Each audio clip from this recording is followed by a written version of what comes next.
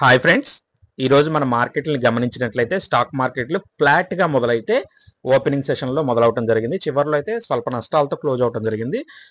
మేజర్గా చూసుకుంటే కనుక లాభాల బాట పట్టొచ్చని ఫస్ట్ నుంచి కూడా అభిప్రాయపడినట్లు ఇక్కడ ఏమైందంటే యూయూ నుంచి యూరోపియన్ రిలేటెడ్గా అలాగే యూఎస్ సూచీలు నిన్న లాభపడటం జరిగింది. సేమ్ దాని నుంచి అదే పాజిటివ్నెస్ అయితే ఆసియా నుండి కూడా నేడు సానుకూల సంకేతాలు అయితే అందడం జరగడంతో ఈరోజు మన మార్కెట్ ఓపెనింగ్స్లో కూడా లాభాలతో మొదలవటం జరిగింది. అదేవిధంగా జపాన్ తైవాన్ సూచీలు కూడా భారీ లాభాల్లోనే కొనసాగాయి. నిఫ్టీ మాత్రం 14 పాయింట్స్ ఇంక్రీజ్ అయింది.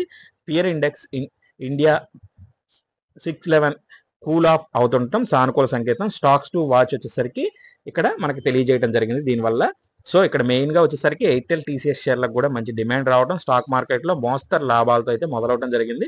24,664 నిఫ్టీ ప్లస్ 24 పాయింట్స్, అలాగే సెన్సెక్స్ వచ్చేసరికి 81,646 ప్లస్ 124 పాయింట్స్ అయితే ట్రేడ్ అవడం జరిగింది. ఇక్కడ మేజర్గా ఐటీ రిలేటెడ్గా ప్లస్ పాయింట్ అనమాట. ఎందుకంటే నిన్న యుఎస్ రిలేటెడ్గా కూడా సానుకూల డేటా అయితే రావటం జరుగుతుంది. సేమ్ ఇన్ఫ్లేషన్ రిలేటెడ్గా ఇన్ లైన్లో అయితే క్లోజ్ అవటం, యుఎస్ ఇన్ఫ్లేషన్ రిలేటెడ్ డేటాలో కూడా ఇన్ లైన్లో ఫస్ట్ టైం క్లోజ్ అవటం సానుకూల సంకేతంతో ఐటీ సర్వీసెస్ రిలేటెడ్గా అలాగే ఫార్మా ప్రైవేట్ బ్యాంక్ షేర్లకు మంచి డిమాండ్ అయితే నెలకొంటాం. Media, tourism, auto, consumer durables, energy షేర్లు టీసీఎస్, ఇండసిన్, విప్రో టాప్ గెయినర్స్గా కూడా నిలవడం జరిగింది.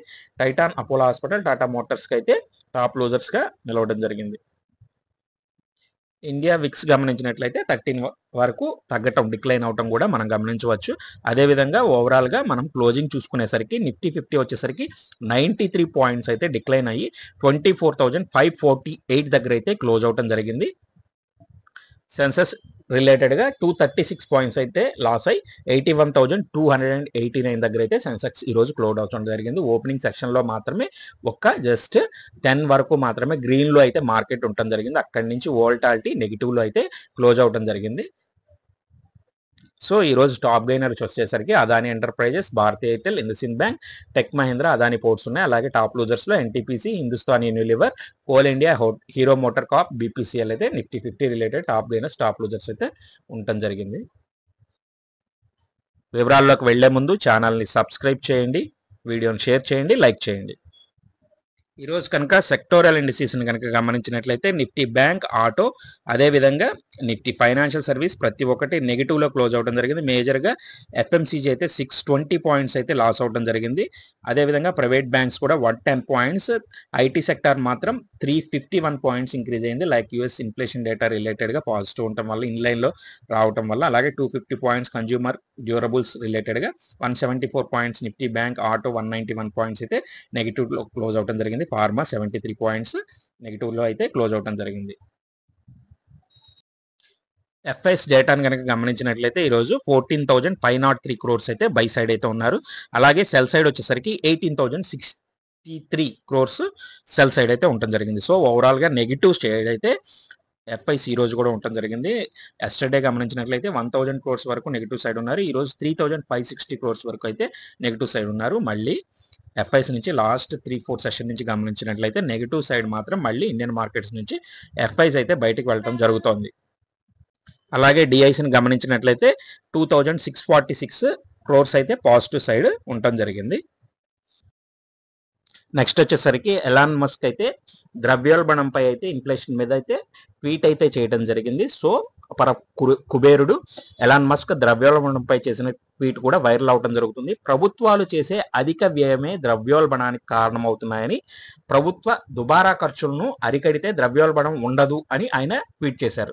సో ఆయన ట్వీట్ పై సర్వత్రా చర్చ కూడా జరగటం మొదలవుతుంది. సో మస్క్ చేసిన వ్యాఖ్యలు నిజమేనని, ప్రభుత్వాలు ప్రకటించే ఉచితాలనే చూస్తున్నామని, ధరలు పెరుగుదలను పట్టించుకోవట్లేదని నెటిజన్లు కూడా దాని కింద కామెంట్స్ అయితే పెట్టడం జరుగుతుంది. సో ప్రభుత్వాలు చేసే ఉచిత పథకాలు కానీ, దుబారా ఖర్చుల వల్ల ఏదైనా సరే ఈ ఇన్ఫ్లేషన్ రిలేటెడ్, ద్రవ్యోల్బణం రిలేటెడ్గా కూడా చాలా వేరియేషన్ అయితే వస్తుంది. దీని రిలేటెడ్గా కూడా తగ్గించుకొని దుబారా ఖర్చులు కానీ ఇలాంటివి అన్యూజ్డ్ ఐటమ్స్ ఏదైనా ప్రకటించినట్లయితే వాటిని వెనక్కి తీసుకోవచ్చు.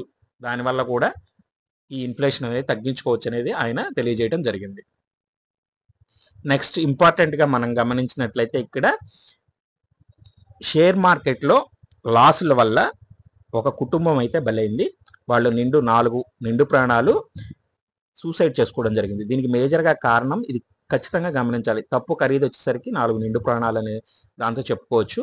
సో ఇక్కడ కూడా 4 of family members died by suicide due to stock market loss. Stock మార్కెట్లో లాసుల వల్ల షేర్లు పడ్డప్పుడు కొని పెరిగినప్పుడు అమ్మేయాలనే నానుడితో అయితే చాలా మంది అవగాహన లేకుండా ఇందులో ఇన్వెస్ట్మెంట్ చేయడం జరుగుతుంది. ఈ ఇన్వెస్ట్మెంట్ మళ్ళీ ఏంటంటే వాళ్ళు నేర్చుకోకపోగా లాస్ అయ్యేది ఎక్కువ ఉంటుంది. లాభపట్టడం తర్వాత సంగతి. సో ఇక్కడ మార్కెట్లు పడ్డాయి కదా అని అప్పు చేసి పెట్టుబడి పెట్టాల్సిన అవసరం లేదు. ఇక్కడ ఏంటంటే ఈ ఫ్యామిలీ వాళ్ళు అప్పు చేసి పెట్టుబడి పెట్టడం జరిగింది. ఫ్యామిలీలో హెడ్ ఎవరైతే ఉంటారో. సో వీళ్ళు తెలంగాణ రిలేటెడ్ తాండూరులో ఓ ల్యాబ్లో పనిచేసే వాళ్ళు అనమాట. దీని రిలేటెడ్గా అప్పు చేసి పెట్టుబడి పెట్టి రాబడి రాలేదు కాబట్టి దాంతో మళ్ళీ ఆ అప్పుల బాధ తాళలేక కుటుంబం మొత్తం ఆత్మహత్య చేసుకోవడం జరిగింది.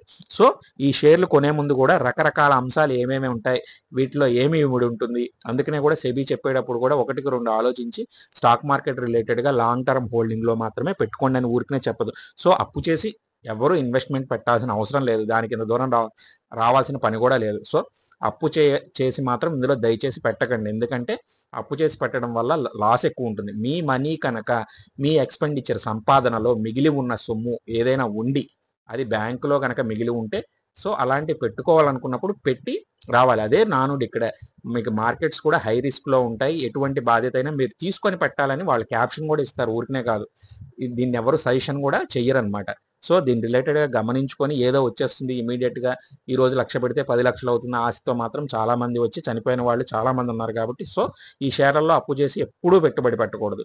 సో డబ్బు లేకుంటే నెలకు కొంత పక్కన పెట్టుకొని కార్పస్ టైప్లో ఏదైనా చేసుకొని ముందు నిపుణుల వద్ద కానీ తెలిసిన వాళ్ళు ఇంట్రెస్టింగ్ ట్రేడింగ్ నేర్చుకోవాలి తప్పితే ఎవరైతే సెబీ అప్రూవల్ లిస్టెడ్ అడ్వైజర్స్ ఉంటారో వాళ్ళ రిలేటెడ్గా ఖచ్చితంగా వాళ్ళని కన్సల్ట్ అయ్యి మీరు పెట్టే సొమ్మును పోకుండా వాళ్ళ ద్వారా అయితే పెట్టుకొని ఫండమెంటల్స్, టెక్నికల్ సపోర్ట్ లెవెల్స్ అన్నీ వాళ్ళకి తెలిసి ఉంటాయి కాబట్టి మార్కెట్లో లాభాలు పొందడానికి ఉంటుంది. అంతేగాని ఇదేదో పెట్టేసి మన ఓన్గా సంపాదించేసుకుందామని ఇలా ప్రాణాలు తీసుకొని కుటుంబాన్ని రోడ్డు మీద పడేసే స్థాయికి అయితే అప్పులు చేసి ఇందులో పెట్టాల్సిన అవసరం లేదు. సో దీనివల్ల ఒక 4 నిండు ప్రాణాలు అయితే కోల్పోవడం జరిగింది సూసైడ్ చేసుకొని.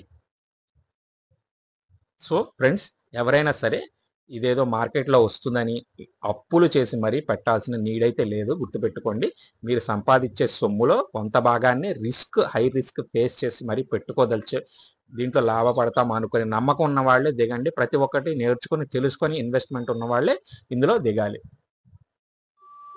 నెక్స్ట్ వచ్చి అదానీ గ్రూప్కి సంబంధించిన స్టాక్స్ గురించి చెప్పుకుంటే కనుక 27,000 కోట్ల లాభం అయితే ఈ ఒక్కరోజు షేర్లో జోరైతే కనపడింది. అదానీ గ్రూప్ కంపెనీ షేర్లు ఇవాళ ఒక్కరోజే గ్రూపు విలువ 27,000 కోట్ల మేర అయితే పెరిగింది. అలాగే రాజస్థాన్లో Adani green energy 250 megawatt solar power ప్రాజెక్ట్ను కూడా ఈరోజు ఆరంభించడం జరిగింది. సో కంపెనీ పునరుత్పాదక ఏదైతే రెన్యూవల్ ఎనర్జీ సామర్థ్యం ఉందో 11,434 మిలియన్లకు అయితే పెరగడంతో ఈ షేర్లు నియర్లీ 7.1% లాభపడి 1,229 వద్ద అయితే ట్రేడ్ అవడం జరుగుతుంది. అదేవిధంగా అదానీ పవర్ వచ్చేసరికి 5.6, ఎనర్జీ సొల్యూషన్స్ 3, టోటల్ గ్యాస్ కూడా 2.3, అదానీ ఎంటర్ప్రైజెస్ కూడా 1.7, టోటల్గా ఎన్డీటీవీ కూడా 1.7 మేర పెరిగి ట్రేడ్ అవుతూ జరుగుతున్నాయి ఆ టైంలో. సో ఓవరాల్గా క్లోజ్ అయ్యే టైంకి మంచి లాభాలతో అయితే ఈరోజు క్లోజ్ అవడం జరిగింది. అది యూఎస్ రిలేటెడ్గా కంపెనీకి రిలేటెడ్గా కూడా కొంచెం పాజిటివ్ న్యూస్ అయితే ఉండటం జరగటం వల్ల ఈ విధంగా అయితే మన అదానీ గ్రూప్ స్టాక్స్ రిలేటెడ్గా అయితే పాజిటివ్ సంకేతాలు అయితే మన మార్కెట్లో ఇవాళ చవి చూసాం. నెక్స్ట్ వచ్చేసరికి మన RBI new governor Sanjay Malhotra మాట్లాడుతూ ఈ ప్రతిష్టాత్మక సంస్థకు నాయకత్వం వహించడం ఒక గౌరవంగా భావిస్తున్నట్లు తెలియజేశారు. ఇది ఒక పెద్ద బాధ్యత కూడా. అలాగే ఆర్బీఐ భారీ వారసత్వాన్ని కలిగి ఉందని, సంవత్సరాలుగా కొన్ని ప్రశంసనీయమైన పని చేశారని, అలాగే ఆర్బీఐ యొక్క లెగసీని సమర్థిస్తుందని, ముందుకు తీసుకువెళ్తుందని కూడా తెలియజేయడం జరిగింది. స్థిరత్వం, విశ్వాసం మరియు వృద్ధి యొక్క టీమ్గా పనిచేయడానికి చాలా సరైన స్తంభాలుగా ఇది పనిచేస్తుందని, అదేవిధంగా మేము స్థిరత్వం యొక్క ఈ సూత్రాన్ని కొనసాగిస్తాము అని కూడా ఆయన తెలియచేయడం జరిగింది. ఇంతేకాకుండా ఎలాంటి నిర్ణయాలు తీసుకున్నా అవి ప్రజా ప్రయోజనాల దృష్టిలో ఉంచుకొని తీసుకోబడతాయని తెలియజేశారు. స్థిరత్వం ముఖ్యమైనది అయినప్పటికీ మనం నిరంతరం అభివృద్ధి చెందుతున్న డైనమిక్ ప్రపంచంలో ఉన్నామని కూడా మనకు తెలుసు అని చెప్పడం జరిగింది. ఆర్బీఐ యొక్క అత్యంత ముఖ్యమైన పాత్రలో ఒకటి ఆర్థిక చేరికను వ్యాప్తి చేయటం, అదేవిధంగా విస్తృత ఆర్థిక చేరికను నిర్ధారించడానికి బ్యాంకులు, ఆర్థిక సంస్థలు, రాష్ట్ర మరియు కేంద్ర ప్రభుత్వాల మధ్య సహకారం అవసరమని తెలియజేయడం జరిగింది. సో 30 సంవత్సరాల క్రితం WRT బ్రిటన్ టెక్నాలజీ కంటే ఈరోజు మనం పూర్తిగా భిన్నమైన ప్రపంచంలో ఉన్నాము అని తెలియజేయడం జరిగింది. నెక్స్ట్ వచ్చేసరికి జిఎస్టీ రిలేటెడ్గా జిఓఎం ద్వారా జిఎస్టీ రేటు మార్పులపై మోస్తరు ప్రతిస్పందన అయితే కనబడింది. రేటు మార్పులపై రాష్ట్రాలు జాగ్రత్తగా ఉన్నాయని కూడా తెలియచేయడం జరిగింది. కొన్ని నాన్ జీవోఎం సభ్య దేశాలు రేటు హేతుబద్ధీకరణ ప్రతిపాదనలపై జీవోఎంతో ఏకీభవించలేదు. సో ఆర్థిక పరిస్థితుల కారణంగా ఈ సమయంలో రేట్ల మార్పులపై రాష్ట్రాలు జాగ్రత్త పడుతున్నాయని కూడా తెలియచేయడం జరిగింది. అదేవిధంగా ప్రతిపాదనలు సమయాన్ని రాష్ట్రాలు ప్రశ్నించే అవకాశం ఉందని, రేట్లు మార్చడానికి ముందు వినియోగం పికప్ కోసం వేచి ఉండడం జిఎస్టీ కౌన్సిల్ అడగవచ్చని కూడా తెలియచేయడం జరిగింది. అలాగే స్టేట్స్ మెయిన్గా జీవిత ఆరోగ్య బీమా కోసం రేట్ రేషనలైజేషన్ ప్రతిపాదనలు రాష్ట్రాలు అంగీకరించే అవకాశం ఉన్నట్లుగా కూడా వీళ్ళు తెలియజేశారు. అలర్ట్ వచ్చేసరికి 55th జిఎస్టీ కౌన్సిల్ డిసెంబర్ 21న జైసల్మేర్లో సమావేశమయ్యే అవకాశం కూడా ఉన్నట్టు తెలియజేయడం జరిగింది. సో డిసెంబర్ 21న జరిగే మీట్లో ఏదైనా అవకాశం ఉంటే లైఫ్, జీవిత బీమా అలాగే ఆరోగ్య బీమా రిలేటెడ్గా రేషనలైజ్డ్ రేట్ విషయంలో ప్రతిపాదనలకు జిఎస్టీ రేట్ విషయంలో రాష్ట్రాలు కూడా అంగీకరించే అవకాశం ఉన్నట్లుగా కూడా తెలియచేయడం జరిగింది సిఎన్బిసి టీవీ 18 ప్రకారం. ఐఆర్డిఏ రిలేటెడ్గా గమనిస్తే కనుక బ్యాంక్ ఇన్సూరెన్స్లో మాతృ బ్యాంకులపై అతిగా ఆధారపడటాన్ని పరిమితం చేయడానికి ఐఆర్డిఏ నిబంధనలకు తీసుకురావచ్చని తెలియజేయడం జరిగింది. సోర్సెస్ ద్వారా ఇవి కొత్త నిబంధనలు వాటాదారుల సంప్రదింపులు, ఎక్స్పోజర్ డ్రాఫ్ట్లను అనుసరిస్తాయని తెలియజేయడం జరిగింది. అదేవిధంగా మాతృ బ్యాంకుపై ఆధారపడటాన్ని తగ్గించడానికి బీమాదారులు మరిన్ని బ్యాంకులతో టైఅప్ చేయాల్సిన అవసరం ఉందని కూడా తెలియజేయడం జరిగింది. అనుబంధ బీమా సంస్థల అమ్మకాలలో 90%కి పైగా మాతృ బ్యాంకులు సహకరించడంపై ఆందోళన వ్యక్తం అవుతున్నాయని కూడా తెలియజేయడం జరిగింది. దీంతో పాటు సమతుల్య వృద్ధిని నిర్ధారించడానికి, బహుళ ఛానల్లో వైవిధ్యతను ప్రోత్సహించడానికి, నియంత్రీకరించడానికి, అదేవిధంగా ఐఆర్డిఏ నిర్దిష్ట పంపిణీ మార్గాల్లో వ్యాపార కేంద్రీకరణను నిశ్చితంగా పర్యవేక్షిస్తోంది. అదేవిధంగా ఐఆర్డిఏ ఒకే ఛానల్పై ఎక్కువగా ఆధారపడటం అసాధ్యమని కూడా భావిస్తోంది. ఒకే ఛానల్పై ఆధారపడటం క్రమంగా తగ్గకపోతే ఐఆర్డిఏ చర్య తీసుకోవచ్చని కూడా అభిప్రాయ ప్రకారం సోర్సెస్ ద్వారా తెలియజేయడం జరిగింది. నెక్స్ట్ వచ్చేసరికి కెల్టాన్ రిలేటెడ్గా మాట్లాడుకుంటే Kellton tech solutions company secures $2.5 million worth అయిన ప్రాజెక్ట్స్ ఫ్రమ్ ఆయిల్ ఇండియా నుంచి అయితే రిసీవ్ చేసుకోవడం జరిగింది. To transform well head monitoring రిలేటెడ్గా అయితే వీళ్ళు ఫైలింగ్స్కి అయితే అప్డేట్ ఇవ్వడం జరిగింది.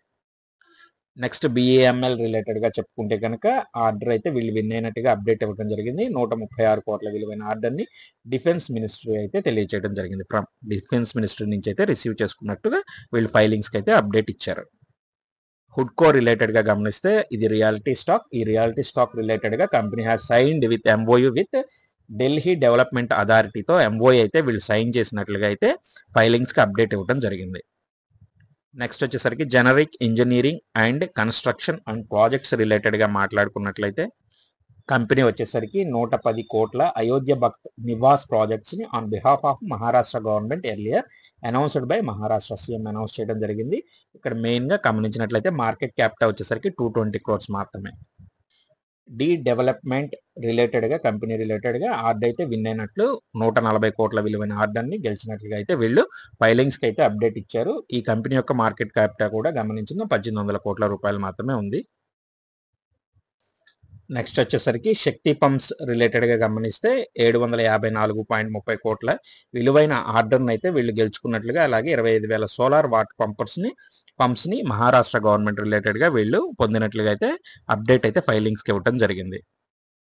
Next United drilling tools limited రిలేటెడ్గా గమనించినట్లయితే కంపెనీ 1.49 బిలియన్ వర్త్ ఆఫ్ ఆర్డర్ని అయితే విన్ అయినట్లుగా వీళ్ళు వేదాంత రిలేటెడ్ నుంచి వీళ్ళు రిసీవ్ చేసుకున్నట్లుగా అయితే ఫైలింగ్స్కి అప్డేట్ అయితే ఇవ్వడం జరిగింది. ఆఫ్కాన్స్ ఇన్ఫ్రాస్ట్రక్చర్ రిలేటెడ్గా Hindustan JV declared as L1 bidder for water supply project రిలేటెడ్గా అయితే వీళ్ళు డిక్లేర్ చేసినట్లుగా తెలియజేయడం జరిగింది. ఆర్డర్ వాల్యూ వచ్చేసరికి 5.004 బిలియన్ రూపీస్గా ప్రకటించడం ఫైలింగ్స్కి అయితే అప్డేట్ అయితే ఇవ్వడం జరిగింది. స్టీల్ కంపెనీస్ రిలేటెడ్గా పాజిటివ్ న్యూస్ గురించి చెప్పుకుంటే ఇంపోజింగ్ సేఫ్ గార్డ్ డ్యూటీ ఏది ఉందో దాని రిలేటెడ్గా అయితే ప్రాసెస్ ఈజ్ ఆన్ అనేది మన ఇండియన్ స్టీల్ మినిస్టర్ రిలేటెడ్గా అయితే అనౌన్స్ చేయడం జరిగింది. దీనివల్ల సెయిల్ టాటా స్టీల్ రిలేటెడ్గా బిగ్ పాజిటివ్గా మనం మాట్లాడుకోవచ్చు. NBCC రిలేటెడ్గా మాట్లాడుకుంటే company completion of 16 projects in multiple states, ఏదైనా మల్టిపుల్ స్టేట్స్లో 16 ప్రాజెక్ట్స్ని అయితే కంప్లీట్ చేసినట్లుగా వీళ్ళు అప్డేట్ అయితే ఫైలింగ్స్కి ఇవ్వడం జరిగింది. సో ఫ్రెండ్స్, ఈ వివరాలు మీకు ఉపయోగపడినట్లయినా నచ్చినట్లయినా ఛానల్ని సబ్స్క్రైబ్ చేయండి, వీడియోని షేర్ చేయండి, లైక్ చేయండి. Thank you friends.